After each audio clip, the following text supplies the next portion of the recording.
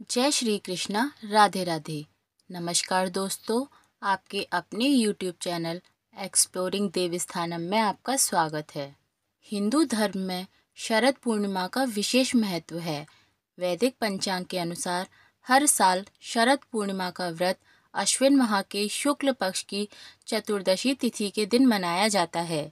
इस दिन धन की देवी माता लक्ष्मी और विष्णु भगवान की पूजा अर्चना करने का विधान है।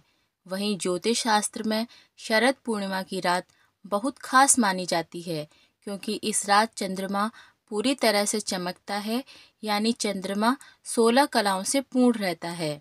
इस दिन व्रत रखने से व्यक्ति को सुख समृद्धि की प्राप्ति होती है, साथ ही सभी कष्टों से मुक्ति मिलती है। आइए जानते हैं शरद पूर्णिमा की व्रत कथा। द्वापर युग में एक समय की बात है कि यशोदा जी ने श्री कृष्ण से कहा, हे कृष्ण, तुम सारे संसार के उत्पन्न करता, पोषण तथा उसके संहार करता हो। आज कोई ऐसा व्रत मुझसे कहो जिसके करने से मृत्यु लोक में स्त्रियों को विधवा होने का भय न रहे तथा व्रत सभी मनुष्यों की मनोकामनाएं पूर्ण करने वाला हो। श्री कृष्ण कहने लगे, हे माता, तुमने अति सुंदर प्रश्न किया है। मैं तुमसे ऐसे ही व्रत को सविस्तार कहता हूँ। सौभाग्य की प्राप्ति के लिए स्त्रियों को शरद पूर्णिमा का व्रत करना चाहिए। इस व्रत को करने से स्त्रियों को सौभाग्य संपत्ति मिलती है। यह व्रत अचल सौभाग्य देने वाला है एवं भगवान शंकर के प्रति मनुष्य मात्र की शक्ति को बढ़ाने वाला है। यशोदा जी कहने लगी, हे कृष्ण, सर्वप्रथम इस व्रत को मृत्यु लोक में किसने किया था, इसके विषय में विस्तार पूर्वक मुझसे कहो। श्री कृष्ण जी कहने लगे कि इस भूमंडल पर एक अत्यंत प्रसिद्ध राजा चंद्रहास से पालित अनेक प्रकार के रत्नों से परिपूर्ण कार्तिका नाम की एक नगरी थी।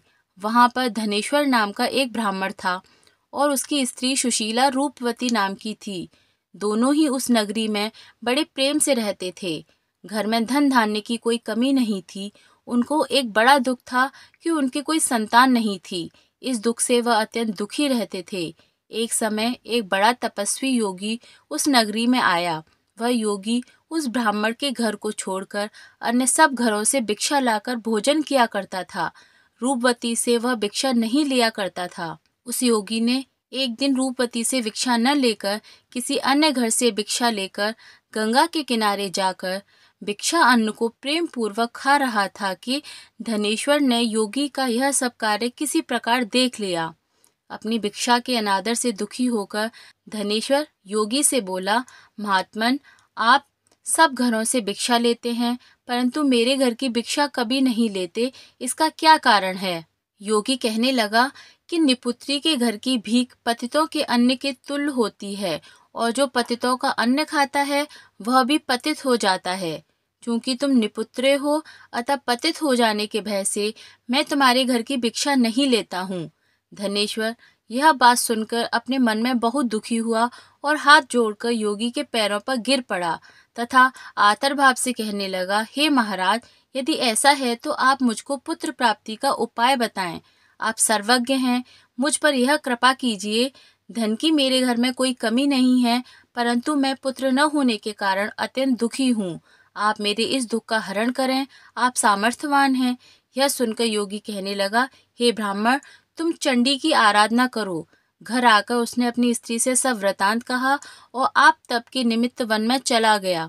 वन में जाकर उसने चंडी की उपासना की और उपवास किया। चंडी ने 16वें दिन उसको स्वप्न में दर्शन दिया और कहा, हे धनेश्वर, जा, तेरे पुत्र होगा, परंतु वह 16 वर्ष की आयु में ही मृत्यु को प्राप्त हो जाएगा। यदि तुम दोनों स्त्री पुरुष शरद पूर्णिमा का व्रत विधि पूर्वक करोगे तो वह दीर्घायु हो जाएगा। जितनी तुम्हारी सामर्थ्य हो, आटे के दिए बनाकर शिवजी का पूजन करना, परंतु शरद पूर्णिमा हो जानी चाहिए। प्रातःकाल होने पर इस स्थान के समीप ही तुम्हें एक आम का वृक्ष दिखाई देगा। उस पर तुम चढ़कर एक फल तोड़कर शीघ्र ही अपने घर चले जाना। अपनी स्त्री से सब वृतांत कहना। ऋतु स्नान के पश्चात वह स्वच्छ होकर श्री शंकर जी का ध्यान करके उस फल को खा ले। तब शंकर भगवान की कृपा से उसको गर्भ हो जाएगा। जब वह ब्राह्मण प्रातःकाल उठा तो उसने उस स्थान के पास ही एक आम का वृक्ष देखा, जिस पर एक अत्यंत सुंदर आम का फल लगा हुआ था। उस ब्राह्मण ने उस आम के वृक्ष पर चढ़कर उस फल को तोड़ने का प्रयत्न किया, परंतु वृक्ष पर कई बार प्रयत्न करने पर भी वह न चढ़ पाया। तब तो उस ब्राह्मण को बहुत चिंता हुई और विघ्न विनाशक श्री गणेश जी की वंदना करने लगा। हे दयाविंदो, हे दया सिंधो, अपने भक्तों के विघ्नों का नाश करके उनके मंगल कार्य को करने वाले, दुष्टों का नाश करने वाले, रिद्धि सिद्धि देने वाले, आप मुझको कृपा करके इतना बल देवें कि मैं अपने मनोरथ को पूर्ण कर सकूं। इस प्रकार गणेश जी की प्रार्थना करने पर उनकी कृपा से धनेश्वर वृक्ष पर चढ़ गया और उसने एक अति सुंदर आम का फल देखा। उसने सोचा कि जो वरदान से फल मिला है वह यही है और कोई फल दिखाई नहीं देता। उस धनेश्वर ब्राह्मण ने जल्दी से फल को तोड़कर अपनी स्त्री को लेकर दिया और उसकी स्त्री ने अपने पति के कथानुसार उस फल को खा लिया और वह गर्भवती हो गई। देवी जी की असीम कृपा से उसके एक अत्यंत सुंदर पुत्र उत्पन्न हुआ, जिसका नाम उन्होंने देवीदास रखा। माता पिता के हर्ष और शोक के साथ वह बालक शुक्ल पक्ष के चंद्रमा की भांति अपने पिता के घर में बढ़ने लगा। भवानी की कृपा से वह बालक बहुत ही सुंदर, सुशील, विद्या पढ़ने में बहुत ही निपुण हो गया। दुर्गा जी की आज्ञा अनुसार उसकी माता ने शरद पूर्णिमा का व्रत रखना प्रारंभ कर दिया, जिससे उसका पुत्र दीर्घायु वाला हो जाए। 16वां वर्ष लगते ही देवीदास के माता पिता को बड़ी चिंता हो गई कि उनके पुत्र की इस वर्ष मृत्यु न हो जाए। इसलिए उन्होंने अपने मन में विचार किया कि यदि यह दुर्घटना उनके सामने हो गई तो वे इसे कैसे सहन कर सकेंगे। इसलिए उन्होंने देवीदास के मामा को बुलाया और कहा कि हमारी इच्छा है कि देवीदास 1 वर्ष तक काशी में जाकर विद्या अध्ययन करे और उसको अकेला भी नहीं छोड़ना चाहते। इसलिए साथ में तुम चले जाओ और 1 साल के पश्चात इसको वापस लौटा लाना। सब प्रबंध करके उसके माता पिता ने काशी जाने के लिए देवीदास को एक घोड़े पर बैठाकर उसके मामा को उसके साथ कर दिया, किंतु यह बात उसके मामा या किसी और से नहीं कहा। धनेश्वर ने सब पत्नी अपने पुत्र की मंगल कामना तथा दीर्घायु के लिए भगवती दुर्गा की आराधना और शरद पूर्णिमा का व्रत करना आरंभ कर दिया। कुछ समय पश्चात एक दिन वह दोनों मामा और भांजे मार्ग में रात्रि बिताने के लिए किसी ग्राम में ठहरे हुए थे। उस दिन उस गांव में एक ब्राह्मण की अत्यंत सुंदरी, सुशील, विदुषी और गुणवती कन्या का विवाह होने वाला था। जिस धर्मशाला के अंदर वर और उसकी 12 ठहरी हुई थी, उसी धर्मशाला में देवीदास और उसके मामा भी ठहरे हुए थे। संयोगवश जब कन्या को तेल आदि चढ़ाकर मंडप आदि का कृत्य किया गया तो लग्न के समय वर को धनुर्वात हो गया। अस्तु वर के पिता ने अपने कुटुंबियों से परामर्श करके निश्चय किया कि यह देवीदास मेरे पुत्र जैसा ही सुंदर है, मैं इसके साथ ही लग्न करा दूं और बाद में विवाह के अन्य कार्य मेरे लड़के के साथ हो जाएंगे। ऐसा सोचकर देवीदास के मामा से जाकर बोला कि तुम थोड़ी देर के लिए अपने भांजे को हमें दे दो, जिससे विवाह के लग्न का सब कृत्य सुचारू रूप से हो सके। तब उसका मामा कहने लगा कि जो कुछ भी मधुपर्क आदि कन्यादान के समय वर को मिले वह सब हमें दे दिया जाए तो मेरा भांजा इस बारात का दूल्हा बन जाएगा। यह बात वर के पिता को स्वीकार कर लेने पर उसने अपना भांजा वर बनने को भेज दिया और उसके साथ सब विवाह कार्य रात्रि में विधि पूर्वक संपन्न हो गए। पत्नी के साथ वह भोजन नहीं कर सका और अपने मन में सोचने लगा कि न जाने यह किसकी पत्नी होगी। वह एकांत में इसी सोच में गर्म निश्वास छोड़ने लगा तथा उसकी आंखों में आंसू भी आ गए। तब वधू ने पूछा कि क्या बात है, आप इतने उदासीन व दुखी क्यों हो रहे हैं। तब उसने सब बातें जो वर के पिता व उसके मामा में हुई थी उसको बतला दी। तब कन्या कहने लगी, यह ब्रह्म विवाह के विपरीत कैसे हो सकता है। देव, ब्राह्मण और अग्नि के सामने मैंने आपको ही अपना पति बनाया है, इसलिए आप ही मेरे पति हैं। मैं आपकी ही पत्नी रहूंगी, किसी अन्य की कदापि नहीं।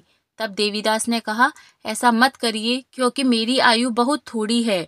मेरे पश्चात आपकी क्या गति होगी, इस बातों को अच्छी तरह विचार कर लो। परंतु वह दृढ़ विचार वाली थी, बोली कि जो आपकी गति होगी वही मेरी गति होगी। हे स्वामी, आप उठिए और भोजन करिए, आप निश्चय ही भूखे होंगे।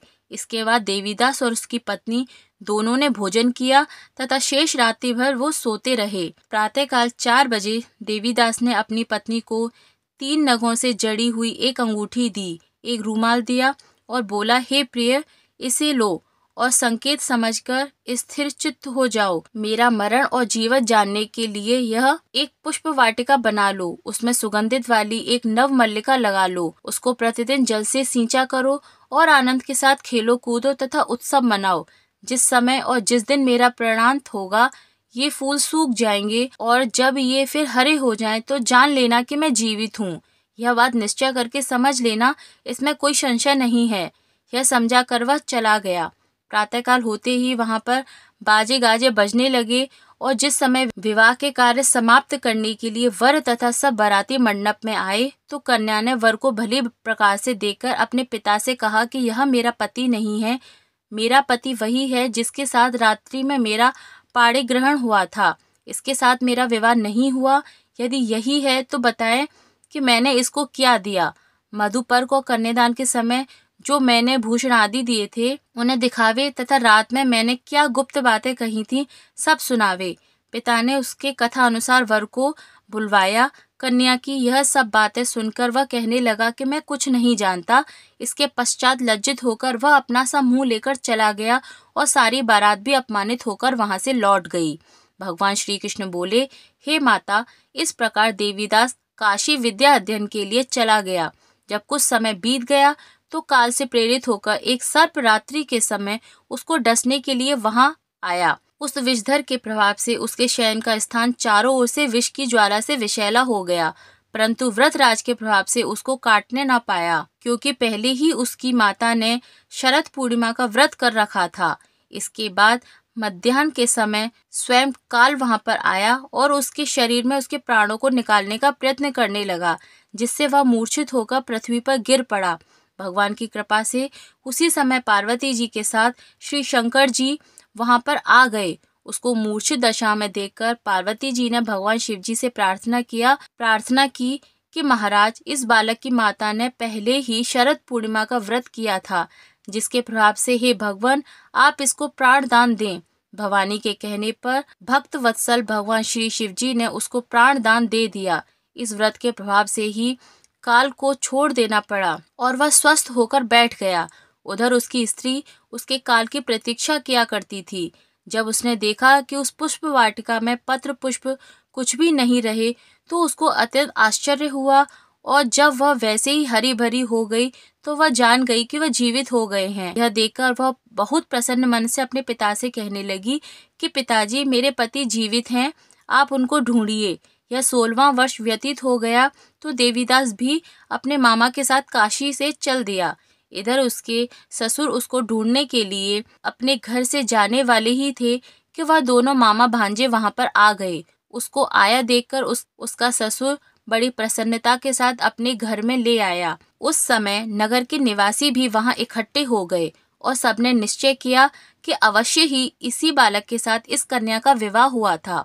उस बालक को जब कन्या ने देखा तो पहचान लिया और कहा, यह तो वही है जो संकेत करके गया था।